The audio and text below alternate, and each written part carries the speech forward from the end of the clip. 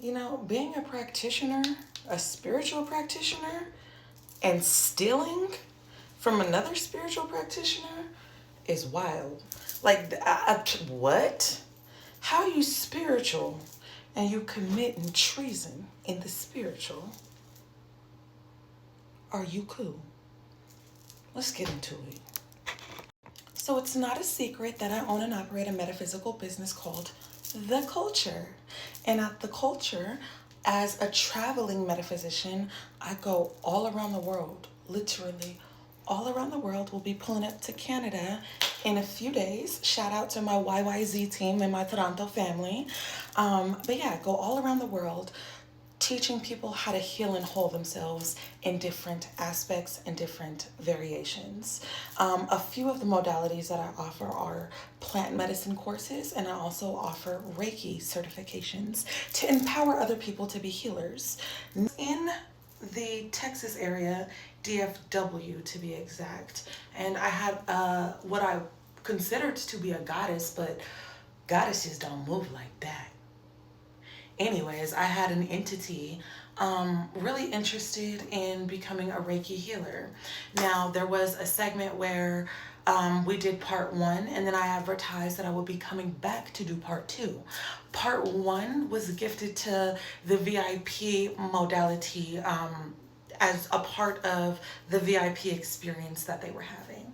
Now, when it came to going back out there, it was with the understanding that to continue, you would need to pay a certain amount to continue.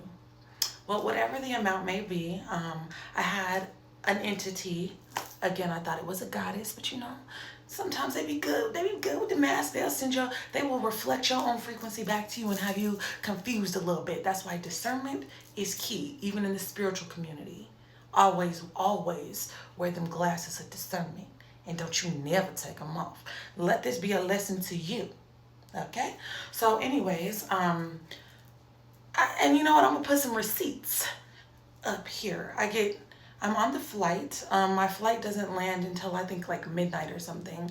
But I get like hella phone calls on the flight because you know, if you have T-Mobile, T-Mobile gonna let you connect to that thing. And if you got an iPhone, iPhone gonna get you some calls if you connect it to some Wi-Fi.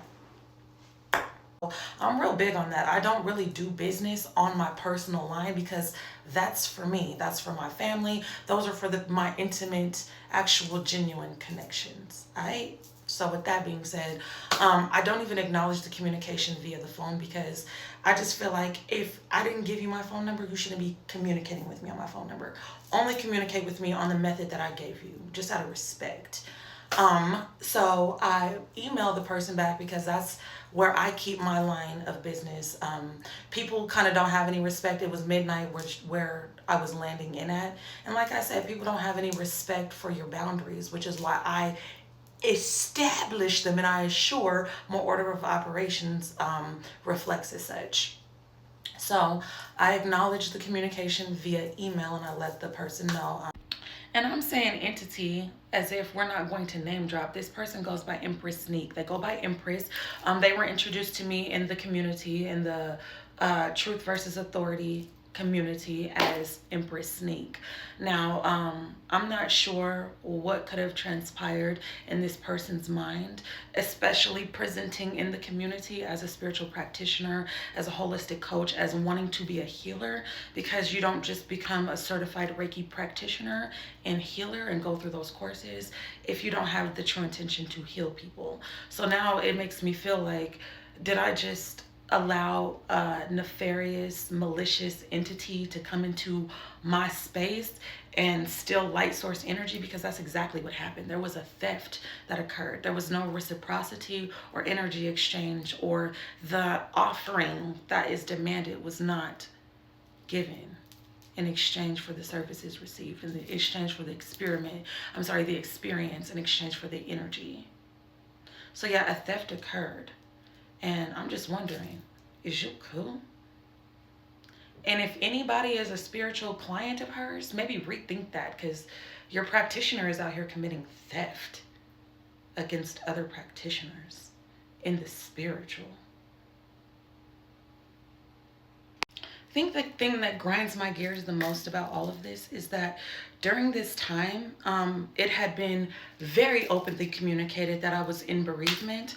I had just found my uncle deceased, and then we had gotten notification from my grandmother's care team that we needed to start preparing for her final days, like wrap up whatever last bit of business that would keep you outside of her, and then get her to her immediately, stay around her and be around her.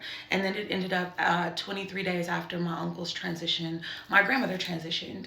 And so knowing that I was growing through this, which it was very well communicated to the Truth versus Authority team, and she's connected to the team, that this was the life circumstance that I was in. And so to steal from somebody who's going through bereavement in the spiritual community I live in, I can't emphasize that enough. What? I mean, she chased me down on my phone, hunted me down to make sure she could get into the certification just to not pay me. Oh, the disrespect, honey, the disrespect.